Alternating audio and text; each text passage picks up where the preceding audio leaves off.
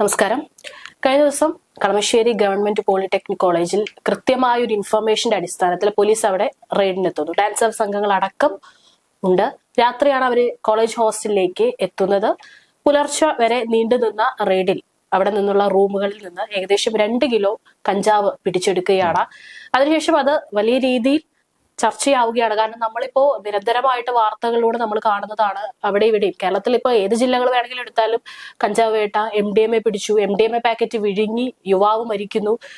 വിദ്യാർത്ഥികൾക്കിടയിലും ഇതെല്ലാം ഇന്ന് സുലഭമായി ലഭിക്കുന്ന ഈ ഒരു കാലഘട്ടത്തിൽ ഹോളി ആഘോഷിക്കാൻ വേണ്ടിയിട്ടാണ് ഇപ്പോൾ കോളേജിൽ സംഘടിപ്പിച്ചിട്ടുള്ള ഹോളി പാർട്ടി അടിച്ചു പൊളിക്കാൻ വേണ്ടിയിട്ടാണ് ഇത്തരത്തിൽ അവിടെ ഒരു കഞ്ചാവ് പാർട്ടി അവിടുത്തെ കുട്ടികൾ തന്നെ ഒരുക്കുന്നതും അത് എല്ലാം പിടിച്ചെടുക്കുന്നതും. അപ്പോൾ ഒരു സംഭവത്തിൽ ഇവിടെ എടുത്തു പറയേണ്ട ഒരു കാര്യം എന്ന് പറയുന്നത് അവിടുത്തെ പ്രിൻസിപ്പൽ ആയിട്ടുള്ള ഡോക്ടർ ഐജു തോമസ്, അദ്ദേഹം തന്നെയാണ് ഇതിന് മുൻകൈ എടുത്ത് പോലീസിന് കൃത്യമായിട്ടുള്ള വിവരങ്ങളെല്ലാം നൽകുന്നത്.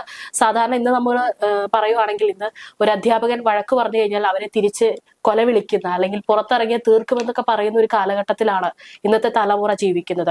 ഈ ഒരു ഘട്ടത്തിൽ അദ്ദേഹം ധൈര്യപൂർവ്വം മുൻപോട്ട് വന്ന് പോലീസിന് കൃത്യമായി ഇൻഫർമേഷൻ നൽകി അദ്ദേഹത്തിന്റെ കൂടി പൂർണ്ണ പിന്തുണയോട് കൂടിയിട്ടാണ് ഇത്തരത്തിലൊരു റെയ്ഡ് അവിടെ സംഘടിപ്പിക്കുന്നത്.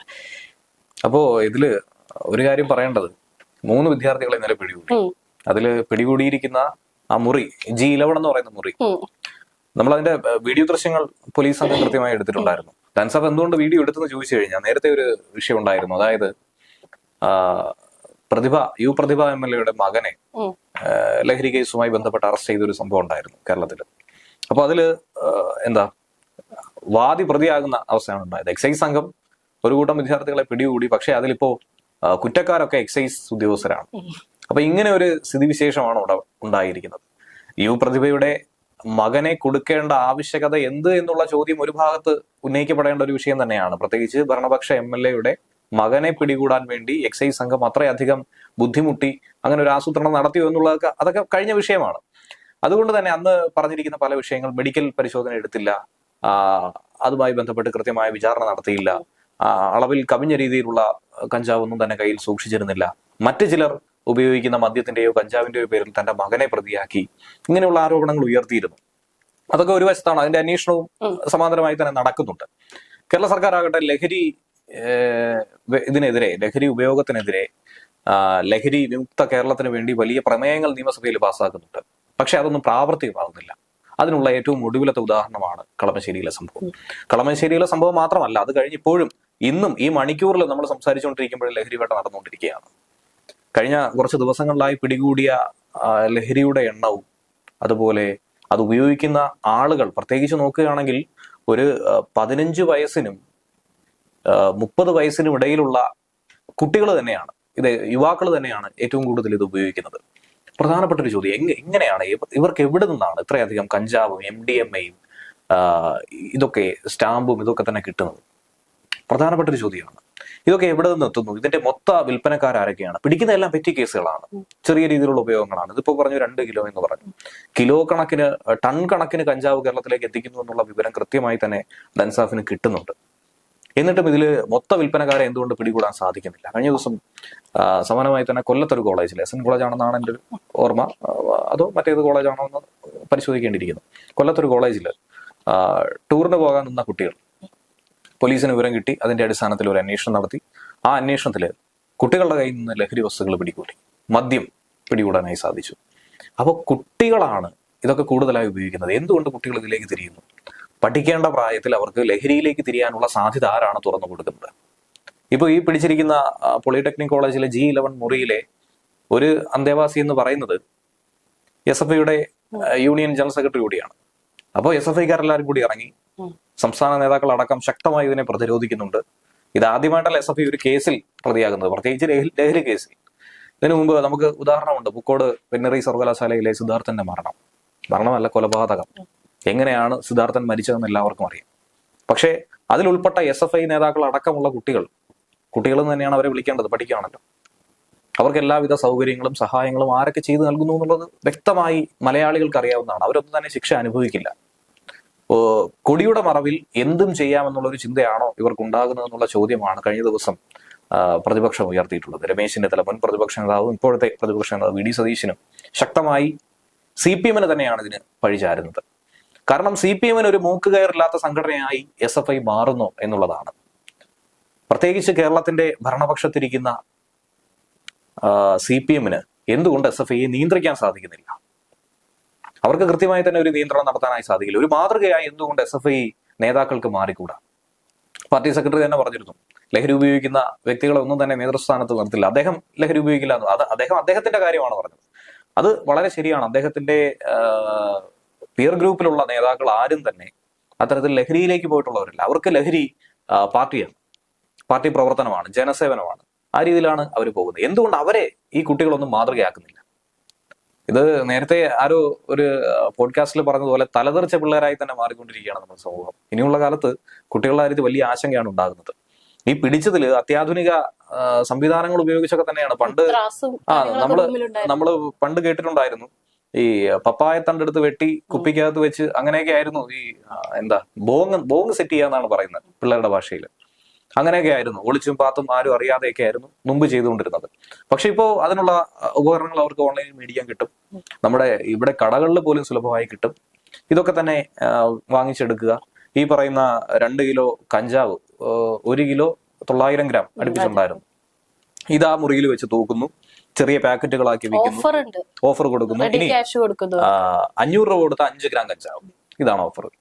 500 രൂപയ്ക്ക് 5 ഗ്രാം കഞ്ചാവ്. നേരത്തെ നമ്മൾ ബിരിയാണി ചലഞ്ചൊക്കെ നടത്തുമായിരുന്നു. ചിലരെയൊക്കെ ഇപ്പം ആശുപത്രി കിടക്കുന്നവരെ സഹായിക്കാൻ, നിർദ്ധനരായിട്ടുള്ളവർക്ക് ധനസമാഹരണത്തിന് വേണ്ടിയൊക്കെ ചലഞ്ച് നടത്താറുണ്ട്. സമാനമായി തന്നെ ഇപ്പൊ വയനാട് പുനരധിവാസം, അതിനൊക്കെ തന്നെ നമ്മൾ പല ജില്ലകളിലും ചലഞ്ച് നടത്തി പൈസ കളക്ട് ചെയ്ത് കൊടുക്കാറുണ്ട്. അതൊക്കെ നല്ല പ്രവൃത്തിയാണ്. അതുപോലെ ഹോളി ആഘോഷത്തിന് ഇന്നലെയായിരുന്നു 14-ാം തീയതിയായിരുന്നു ഹോളി. ഈ ഹോളി ആഘോഷം കളറാക്കാൻ വേണ്ടി ഒരു ചലഞ്ച് വെച്ചു, കഞ്ചാവ് ചലഞ്ച്. അതിനു വേണ്ടിയിട്ട് വാട്സപ്പ് ഗ്രൂപ്പ് ഉണ്ടാക്കുന്നു. ഒന്ന് ആലോചിച്ച് നോക്കണം. വാട്സപ്പ് ഗ്രൂപ്പ് ഉണ്ടാക്കുന്നു, അതിലൂടെ പണം കളക്ട് ചെയ്യുന്നു, നിർബന്ധിച്ച് പണപ്പിരിവ് നടത്തുന്നു, അതിലൂടെ കഞ്ചാവ് എത്തിക്കുന്നു. അത് 2 കിലോ വാങ്ങി 5 ഗ്രാം ആക്കി 500 രൂപ വെച്ച് വിതരണം ചെയ്യുന്നു. നല്ല പണം സമ്പാദിക്കാനുള്ള നല്ലൊരു മാർഗമാണ്, വളരെ നല്ലൊരു മാർഗമാണ്. ഇന്നിപ്പോ പോലീസ് 2 പേരെ കൂടി പിടികൂടിയിട്ടുണ്ട്. അതായത് നേരത്തെ ആ കോളേജിൽ തന്നെ പഠിച്ചിരുന്ന പൂർവ്വ വിദ്യാർത്ഥികൾ. അവര് ഡ്രോപ്പ് ഔട്ട് ആയി പോയത്, അവരവിടെ പഠിച്ച് പാസ്സായി സർട്ടിഫിക്കറ്റ് ആയിട്ട് പോയവരൊന്നല്ല. അതാണ്. പക്ഷെ അവർക്ക് നല്ലൊരു സർട്ടിഫിക്കറ്റ് കിട്ടിയിട്ടുണ്ട്. അവർക്ക് ജീവിക്കാൻ പഠിച്ചവരാണ്. ഈ രീതിയിൽ എങ്ങനെയായിരുന്നാലും കാശുണ്ടാക്കാൻ പഠിച്ചവരാണ്. അതുകൊണ്ടാണല്ലോ ജൂനിയർ വിദ്യാർത്ഥികളെ തന്നെ കണ്ടുപിടിച്ച്, അതും SFI നേതാക്കളുടെ മുറിയിൽ തന്നെ ഇത് സൂക്ഷിച്ചു കഴിഞ്ഞാൽ ആരും തന്നെ തൊടില്ല എന്നുള്ള ധൈര്യത്തിന്റെ അടിസ്ഥാനത്തിൽ മുന്നോട്ട് പോയത്. പോലീസ് കൃത്യമായ ഒരു കാര്യം പറയുന്നുണ്ട്. ഈ വാദി പ്രതിയാവുന്ന കാലമാണല്ലോ, പോലീസിന് ഒന്നും ചെയ്യാൻ പറ്റത്തില്ല. നീർക്കൊല്ലി അടിച്ചാലും അത്താഴം മുടങ്ങുമെന്ന് പറയുന്ന പോലെ SFI തൊടാനും പോലീസിന് പേടിയാണ്. അതുകൊണ്ട് ഡൻസാഫ് കയറി പോകുന്നത് മുൻവഴി കൂടെ അല്ല പോകുന്നത്. അതിന്റെ വീഡിയോ അവരിപ്പോ പുറത്തുവിട്ടിട്ടുണ്ട്. ഏത് മുറിയാണെന്നുള്ളത് ആദ്യം കൃത്യമായി ലൊക്കേറ്റ് ചെയ്തു. ഒരു സർജിക്കൽ സ്ട്രൈക്ക് പോലത്തെ, ഒരു തീവ്രവാദികളെ പിടിക്കാൻ പോകുന്ന പോലെ തന്നെയാണ് പോയത്. ഏണിചാരി ഗോവണിയിലൂടെ കയറി പോകുന്നു, ജനലിലൂടെ മുറിക്കകത്തേക്ക് കയറുന്നു. ഈ വിദ്യാർത്ഥി തന്നെ പറഞ്ഞിട്ടുണ്ട്, എന്റെ മുറി ഞാൻ പൂട്ടാറില്ല, ഞാൻ തുറന്നിട്ടാ പോകുന്നു, ആർക്ക് വേണമെങ്കിലും കയറാം, ആ രീതിയിലാണ് ഞാൻ തുറന്നിട്ടിരിക്കുന്നത്. അപ്പോ വീട്ടിലേക്ക് പോകുമ്പോൾ മാത്രമാണ് മുറി പൂട്ടിയിട്ട് പോകാറുള്ളത്. 2 പേരാണ് ആ മുറിയിലുള്ളത്. അപ്പോ ഗോവണി വഴി മുറിക്കുള്ളിലേക്ക് കയറുമ്പോൾ തന്നെ ഈ സാധനങ്ങളൊക്കെ തന്നെ മേശപ്പുറത്ത് ഇങ്ങനെ വാരി വലിച്ചിട്ടേക്കുകയാണ്. അതിനകത്ത് അവർ ഈ വലിക്കാൻ ഉപയോഗിക്കുന്ന ഉപകരണം, കഞ്ചാവിന്റെ ചെറിയ പാക്കറ്റുകള്, മറ്റ് ലിസ്റ്റിങ്ങും ത്രാസും ഇതൊക്കെ തന്നെ അവിടെ ഉണ്ടായിരുന്നു. അതിന്റെ എല്ലാ വീഡിയോയും അവർ ചിത്രീകരിച്ചിട്ടുണ്ട്. ഏറ്റവും വിചിത്രമായ സംഭവം എന്ന് പറയുന്നത് കുടുക്കിയതാണെന്നാണ് വിദ്യാർത്ഥികൾ പറയുന്നത്. വിദ്യാർത്ഥികൾ ഇന്നലെ മാധ്യമങ്ങളോട് പറഞ്ഞത് ആസൂത്രിതമായി അവരെ കുടുക്കിയെന്നാണ്. ഈ പിടിച്ചുകൊണ്ടുപോയ വിദ്യാർത്ഥിക്ക് ഇതിനെക്കുറിച്ച് ABCD അറിയത്തില്ല. അവനെ മനഃപൂർവ്വം രാഷ്ട്രീയം കണ്ട് അകത്താക്കി എന്നാണ് പറയുന്നത്.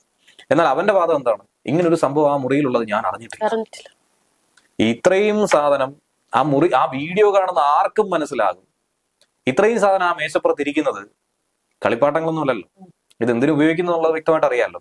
ഇതൊക്കെ കണ്ടിട്ടും ഇതൊന്നും അറിയില്ല എന്ന് പറഞ്ഞ് പൊട്ടം കളിക്കുന്നു. ഇവർ അത്രത്തോളം ബുദ്ധിയുള്ള ഈ കുട്ടികൾക്ക് 10, 20, 21 വയസ്സുള്ള പിള്ളേരാണ്. അവർക്ക് ഇത്ര ബുദ്ധിയുള്ളൂ? അതോ ഇതൊക്കെ വലിച്ചു കയറ്റി അവരുടെ ബുദ്ധിമാന്ദ്യം എന്തെങ്കിലും സംഭവിച്ചതാണോ? ഇങ്ങനെയുള്ള പല കാര്യങ്ങളുമാണ് സംഭവിച്ചുകൊണ്ടിരിക്കുന്നത്. ഈ രീതിയിലേക്ക് പോകുന്നത് സത്യം പറഞ്ഞാൽ അത് കാണുമ്പോൾ വളരെയധികം വിഷമമുണ്ട്. ഇപ്പോ സിഗരറ്റോ മദ്യമോ ഇതൊന്നും തന്നെ വിലക്ക് ഏർപ്പെടുത്തിയിട്ടുള്ളതല്ല. അതൊക്കെ ഉപയോഗിക്കുന്ന നിരവധി ആളുകളുണ്ട്, കുട്ടികളടക്കം. കുട്ടികളെന്നല്ല, 23 വയസ്സ് കഴിഞ്ഞാൽ ആർക്കും ഉപയോഗിക്കാം, നിയമപരമായി ഉപയോഗിക്കാന്നാണ് നിയമം. കഞ്ചാവും എവിടെ ഇപ്പൊ ഈ പോലീസ് ഇപ്പൊ ഒരു കോളേജിലോട്ടൊക്കെ കയറി ചെല്ലുമ്പോൾ അങ്ങനെയെങ്കിലും ഒന്നും കയറി ചെല്ലാൻ പറ്റും. ഒരിക്കലും കയറാൻ സാധിക്കും. ഇപ്പൊ പ്രിൻസിപ്പലിന്റെ അടുത്തുനിന്ന് കൃത്യം 12-ാം തീയതിയാണ് അവര് രേഖാമൂലം പരാതി എഴുതി വാങ്ങിയത്. പിറ്റേന്ന് തന്നെ അദ്ദേഹത്തോട് കൃത്യമായി ഇൻഫർമേഷൻ കൊടുക്കുകയും ചെയ്തിട്ടുണ്ട്. റെയ്ഡ് നടത്തും, പക്ഷെ എപ്പോ എങ്ങനെ എന്നുള്ള കാര്യങ്ങൾ ഒന്നും തന്നെ പറഞ്ഞിട്ടില്ല. പ്രിൻസിപ്പളും നേരത്തെ പറഞ്ഞ പോലെ ഡോക്ടർ ഐജു തോമസ് അദ്ദേഹവും മറ്റുള്ള അധ്യാപകരുടെ അടുത്തൊന്നും തന്നെ ഈ ഒരു കാര്യങ്ങൾ പറഞ്ഞിട്ടില്ല. ഏറ്റവും അഭിനന്ദിക്കേണ്ട ഒരു വിഷയം എന്താന്ന് വെച്ചാല് കേരളത്തിലെ എല്ലാ കലാലയങ്ങളിലും ഈ കളമശ്ശേരി പോളിടെക്നിക് കോളേജിലെ അജു തോമസിനെ പോലൊരു പ്രിൻസിപ്പളോ ഒരു അധ്യാപകനോ ഉണ്ടെങ്കിലെന്ന് ആഗ്രഹിച്ചു പോവുകയാണ്. കാര്യം എന്ന് വെച്ചാൽ അവിടുത്തെ ഇടത് സംഘടനയിലെ അധ്യാപകരെ പോലും അറിയിച്ചിട്ടില്ല. കാര്യം എന്താ, ഇന്ന് SFI പ്രവർത്തിക്കുന്നു, അതുപോലെ തന്നെ ടീച്ചർമാർക്കിടയിലും അധ്യാപകർക്കിടയിലും ഒരു സംഘടനയുണ്ട്. അവര് ഇവർക്ക് ചുക്കാൻ പിടിക്കുകയാണ്.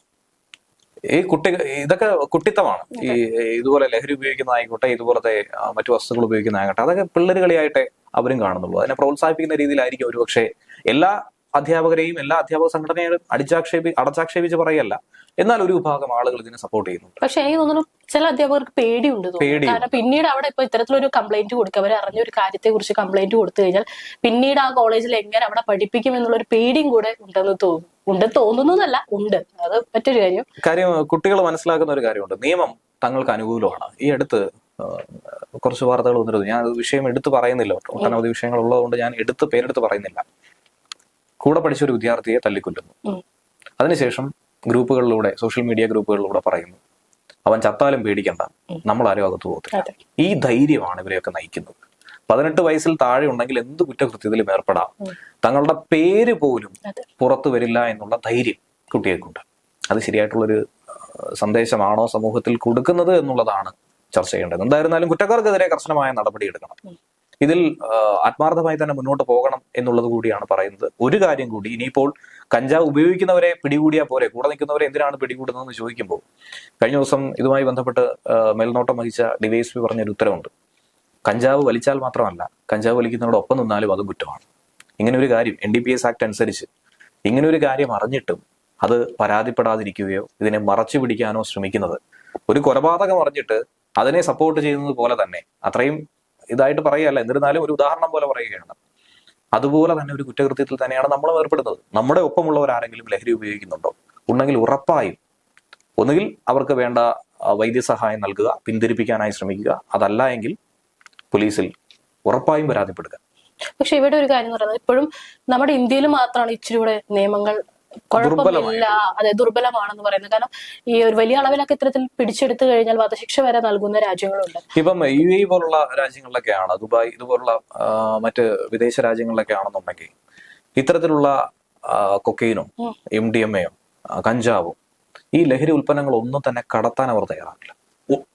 ഒരുപക്ഷെ അവർ കടത്തുകയോ ഉപയോഗിക്കുകയോ ചെയ്തു കഴിഞ്ഞാൽ അത് രണ്ടും കൽപ്പിച്ചുള്ള ഒരു പോക്കായിരിക്കും. ആ സമയത്താണ് ഇവിടെ നമ്മുടെ കുട്ടികളുടെ കയ്യിൽ ഈ സാധനം ഇരിക്കുന്നത്. അതെ, കഴിഞ്ഞ ദിവസം ഒരു വാർത്ത ആണ്, 12 വയസ്സുള്ള ഒരു കുട്ടി സഹോദരൻ 14 വയസ്സോ മറ്റോ ഉണ്ടായിരുന്നു, അത് 10 വയസ്സുള്ള സഹോദരിക്ക് 12 വയസ്സുള്ള സഹോദരൻ MDMA കൊടുത്തു. MDMA ആണ് കൊടുത്തത്. ഈ MDMA എവിടെ നിന്ന് കിട്ടും? അതും 12 വയസ്സുകാരന്, 6ാം ക്ലാസ് പഠിക്കുന്ന ഒരു കുട്ടിക്ക് എവിടെ നിന്ന് കിട്ടും? അപ്പോൾ ഇതിൽ മാതാപിതാക്കളുടെ പങ്കും വളരെ വലുത് തന്നെയാണ്. അവരും കുറച്ചുകൂടി കരുതലോടുകൂടി, കുറച്ചുകൂടി ശ്രദ്ധയോടുകൂടി മുന്നോട്ട് പോകണമെന്നാണ് പറയാനുള്ളത്. ഇത് ഒരു തുടർക്കഥയായി തന്നെ മാറിക്കൊണ്ടിരിക്കുകയാണ്. ഇതിൽ ഒരു മൂക്കുകയർ ഇടേണ്ടത് അനിവാര്യമായിട്ടുള്ള ഒരു വിഷയം തന്നെയാണ്. സർക്കാർ സംവിധാനങ്ങളൊക്കെ അറിഞ്ഞു പ്രവർത്തിക്കണം, പ്രത്യേകിച്ചും ഭരണ കേന്ദ്രവും.